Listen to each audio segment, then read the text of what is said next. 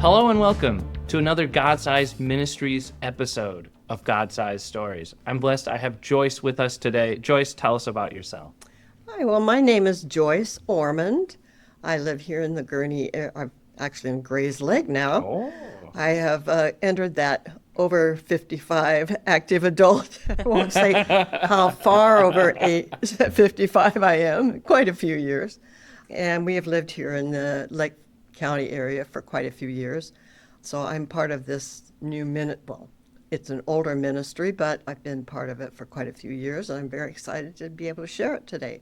Yes, so I've been super blessed by these God-Sized Ministries episodes, and I'm always looking to hear about more ministries and share them with others and help people be inspired to serve because God commands that we serve. And it's obvious that the only way that the kingdom is going to advance is if we're out there being the hands and feet of Jesus. And I was going through the halls over by the office in church, and I'm like, ooh, I should look at the ministries we have on the board. And I saw the flyer for what we're talking about today, which is Katibug Kids. So give us the quick intro. What is this ministry? Well, Katibug Kids is a faith-based, not-for-profit foundation rooted in Jesus Christ with a Christian worldview based on biblical principles. For example, we believe that God is the creator of all things, that every person has meaning and purpose in life. Children are important and valuable to God. He makes no mistakes. And that we as Christians are called to serve and share with others in their need. Katibug Kids is a foundation that is helping special needs kids in the family home.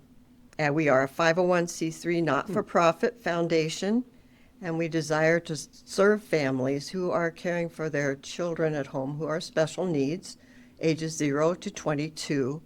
Up to now, we've been only in Lake County. We are considering possibly moving also into McHenry County. And again, just those who are living at home up through age 22. And that's such a need. And I've been so blessed, and I've talked about this recently with other ministries, to be part of, I would say, a church movement that I would say our church is definitely a part of seeing that need and understanding that this is a huge population in our country of just people not being cared for. Right. It is interesting that many, many churches, and I might say that Katibug Kids is probably one of the few, if only one of Christian organizations that do the kind of work that we do. For example, some of the things that Katibug has done is help families work to get a grant from us in order to change their bathrooms to accommodate a child with special needs, help with wheelchair co-pays, equipment co-pays of many different kinds. We've helped with barrier-free lifts. We recently helped a family who has a child with muscular dystrophy. They were in need of a van to help transfer him to and from. Unfortunately, the car that they had was not suitable, and they had a new wheelchair, but they couldn't use it in the van. So they did a GoFundMe, and then we were able to find additional funds to help them be able to get a used van that they found from someone that knew a van that was available. And fortunately, they now have this van. We were able to help them do that within a couple of months. Totally something that they would not have been able to do but for Katibug Kids. And we were just overjoyed to be able to help them with that. We've helped everything from helping families do additional therapies that insurance didn't cover, doctor copays, deductibles. We've also helped families with things like getting guardianship, which, a child turns 18, and whether they're able or not, they are suddenly emancipated. And so a family needs to get legal custody. I never thought about that. Yeah. And so that can be a pretty penny.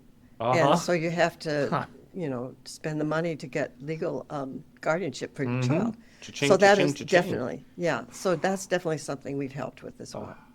So how and when did this ministry start? Well, Katibug was founded by a friend of mine named Rosalie Peckinpah. She's no longer part of the ministry, but initially I had known her through the Village Church of Gurnee, but also through Laremont School. She was an assistant to the teachers there and had done some respite work for my daughter, Colleen.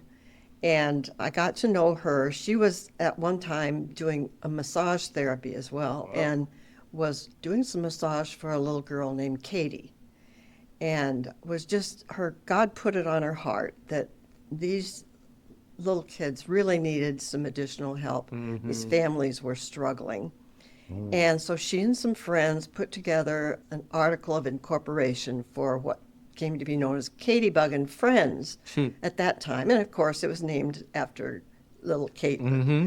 And so I came along a couple years later, around 2006. We became 501c3 certified in 2008, and we've been going strong ever since. I'm one of the few originals. Actually, I'm the only original left, and she has moved, retired. So we have some new board members now who are working to keep Katibug going, raise the funds that are needed for this kind of a ministry. And that's really where it started, was just knowing families that were in need and being able to help them. It's amazed me with the amount of ministries I've talked to, especially recently, where most of them, that's how they started, was one or two people saw a need. Absolutely. And they might not have known immediately how to obtain that need, but they were willing to roll up the sleeves and get down in the muck and serve that need, because they saw, like, that's a need that is needed for the kingdom. Exactly. I am available. Even if I don't have the skills yet, I am available. Why not me? And I keep hearing that same story over and over, which is super exciting to then encourage the listeners. Like, if you see a need, don't let your inexperience, don't let your non-knowledge stop you from learning how to meet that need for someone. You know, it's interesting because that's how so many of the disability community has gotten the services they need, is parents and teachers who have dealt with these young people for so many years, have gotten together and pounded the doors of Congress and the legislatures in order to get things done. And right here in Grays Lake, we have started out with Laremont School, which was probably a groundbreaking school for special needs children, dealing with children who are actually much more advanced or in need of specialized care than in a regular school classroom, those with more medical needs and things like that. So you're absolutely right. It's parents who have made the difference, and the teachers and those who've worked with those children. So you're meeting someone, they're super interested about Katibug. What's your favorite thing to tell them about the ministry?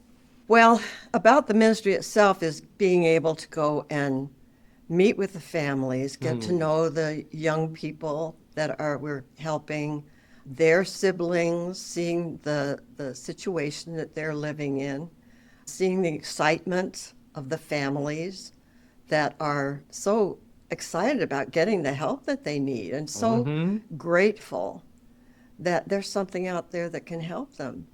I do want to say, too, that for Katibug Kids, we are a Christian organization, but that does not mean we only help Christian people. Right. We will help any creed, color, race, age, it's multinational. And so we're not limiting our aid for anyone. One of the other things I often like to tell people too is when we were caring for our daughter Colleen, she was a profoundly special needs person. She probably at age 26 was still pretty much a large baby. All of her needs needed to be met, and she had many medical issues. So we were looking for some place that, God forbid, should she outlive us, that we would need to place her. Yeah, that's a scary need that It needs is. to be met. It is. And nowadays it becomes more and more likely because of the medical advances and the wonderful abilities of our teachers and people to give them that opportunity. But we had gone up to Shepherd's in Union Grove up in Wisconsin. They were not going to be a place that would be able to care for her, but we were curious. And they had given us some material, a video in particular, about their facilities there. It was a place where they would take trainable mentally handicapped kids and train them. They have a wonderful college there now, but that video I will remember forever. Had a young man who was singing. I don't know if he was singing in the service or if he was just rehearsing with the organist, but he was singing, "It will be worth it when I see Jesus." And the organist was wonderful. He was singing somewhat haltingly, but she was patiently waiting for him to play along. I bawled my eyes out. I'm sure. It was so beautiful. It could not have been sung better if it were Josh Groban or Pavarotti. It was absolutely stunning and beautiful. It was amazing. It just shows that God has a purpose and a plan for every person. So true. My daughter couldn't do a lot, but the one gift she had was hugging. She would hug anybody and That's a everybody gift. and laugh her head off. And that's, there are times when you just need a hug. And Colleen was a hugger. Oh. We just love the fact that these children have an important place in God's heart and want to serve them and their families in any way we can. Well, I'm sure there's a lot of people sitting at home and their interest is really piqued, and they're all asking themselves the question that I'm about to ask of: how can they get involved? Like, this is a ministry. There's always needs. How can they get involved if they want to connect? Yeah. Well, you could certainly visit our Facebook page or our website. Facebook, of course, is facebook.com/Katibug Kids. Our website is www.katibugkids.org. O-R-G. By the way, Katibug does not have an E in it. Katibug Kids. That's important. Kids, yes. And certainly see all the things that we do. We have an application for those who might need help on the website. Our events and fundraisers would be on Facebook. Other things you can do is donate. We are also in need of board members. Christian board members are, we can get up to 11. We're starting to grow. We've been limited in the number of board members we've had, but we would love applications for board members or people who would be interested in being on the board. We've kind of been limited in our ability to do things because of a lack of the board members. If you only have 4 people on the board, It's a lot more work. It's a lot more work and a lot fewer things get done. Uh-huh. So we certainly are willing to accept, Christian board members. It would be wonderful to have more people volunteer for the board. And you can always call to see what that would involve. It's a limited amount of work as far as meetings and things like that. So by all means, that would be wonderful. Absolutely. And I'll make sure as well, listeners, all those different locations she said will be below. The Facebook group and the website where you can find all that information will also be below in the description. Yeah. I always love to end these ministry episodes by asking the same question, because our lives are busy, our lives are crazy.